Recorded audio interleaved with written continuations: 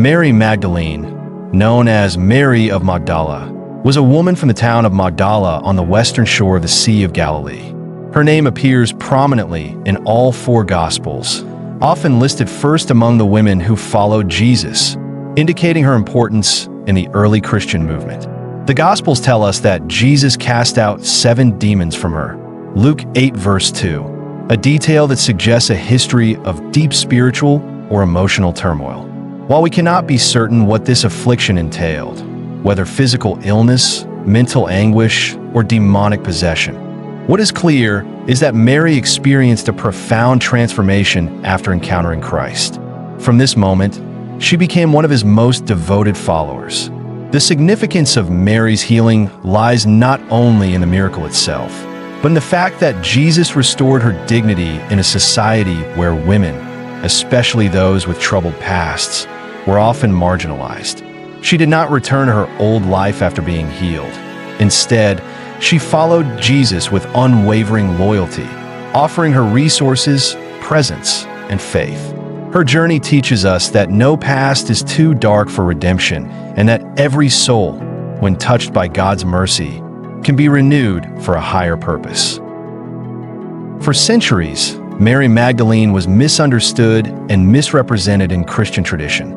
A homily delivered by Pope Gregory the Great in the 6th century conflated her identity with 2 other women: the unnamed sinful woman who anointed Jesus' feet, Luke 7 verses 36 to 50, and Mary of Bethany, the sister of Martha and Lazarus, John 11.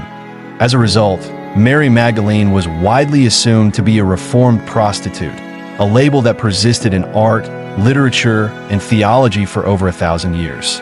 This interpretation overshadowed the scriptural portrait of her as a devoted disciple and the first witness of the resurrection.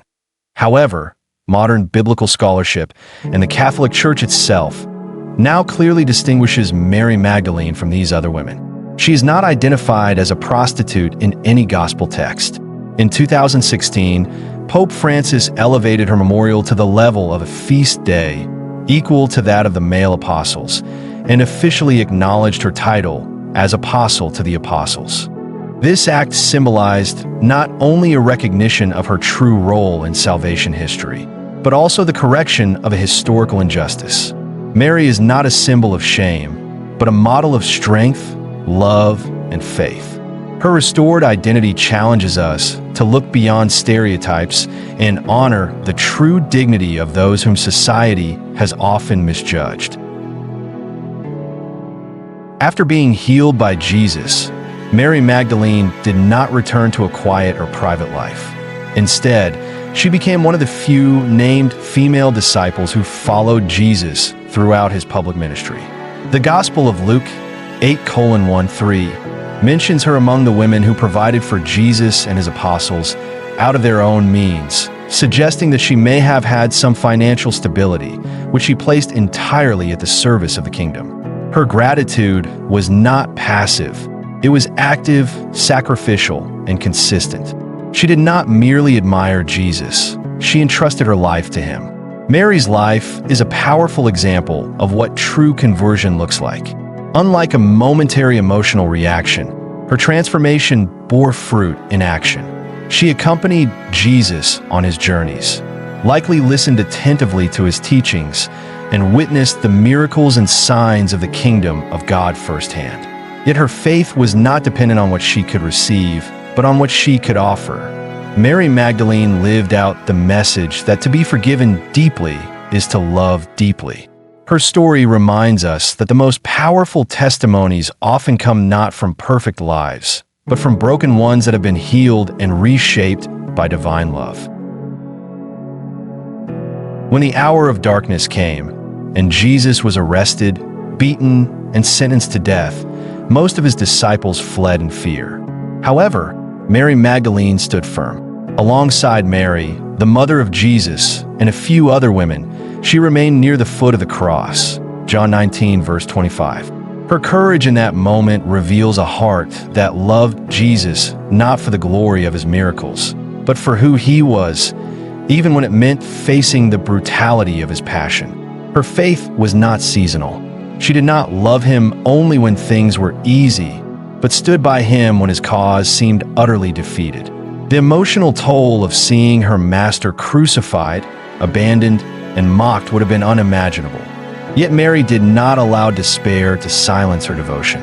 Instead, she bore witness through her presence, a quiet defiance of fear, rejection, and powerlessness. Her example tells us that true discipleship is not proven in moments of triumph, but in times of trial. Mary Magdalene's fidelity at the cross is a call to each believer to remain steadfast in faith even when God seems absent, when the cost of loyalty is high, and when the world chooses to walk away. Early on the first day of the week, while it was still dark, Mary Magdalene went to the tomb. Finding the stone rolled away, she ran to inform Peter and John. John 20 verses 1 to 2.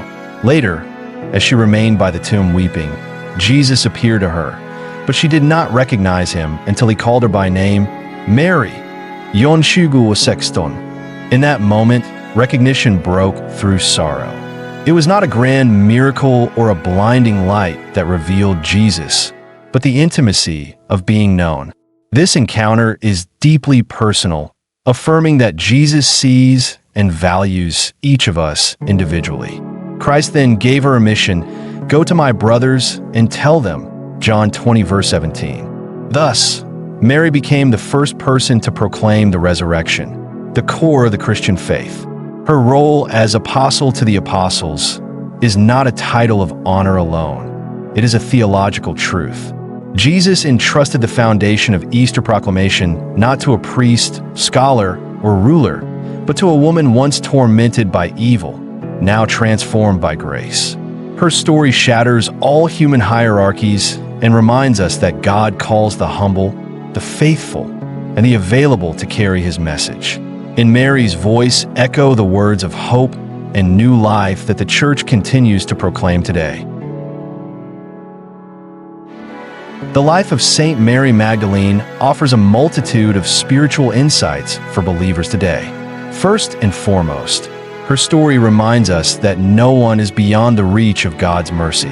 Regardless of the depth of our past sins, when we encounter Christ and open our hearts, his grace can restore us completely. Mary's transformation from a woman afflicted by evil to a beloved disciple testifies to the healing power of divine love. Secondly, her life exemplifies unwavering devotion. She followed Jesus not out of self-interest, but out of pure, enduring love. Her loyalty endured the silence of Holy Saturday, the hopelessness of the grave, and the confusion of the resurrection. She believed even when hope seemed buried. Furthermore, her story teaches us to reject cultural or religious biases that marginalize women or those with difficult pasts. Mary Magdalene's restored identity invites us to see people through God's eyes, not for what they have been, but for what they can become. Finally, Mary's life calls us to action. She didn't merely receive grace, she responded to it. She stood, served, and spoke. In her, we see the ideal of the Christian disciple, someone who has been loved greatly and, in return, lives with passion, courage, and purpose. Her witness endures not as a legend, but as a living challenge to each of us. How will we respond to the mercy we have received? Thank you for joining us on this journey through the life of Saint Mary Magdalene, a woman transformed by grace, empowered by love, and called to witness. Her story reminds us that no matter where we've been, God's mercy can write a new chapter. If this message spoke to your heart, please like the video, share with others, and subscribe to our channel for more stories of faith, transformation, and biblical wisdom. Let us continue walking the path of truth and devotion, just as Mary Magdalene did, courageously, humbly, and full of love.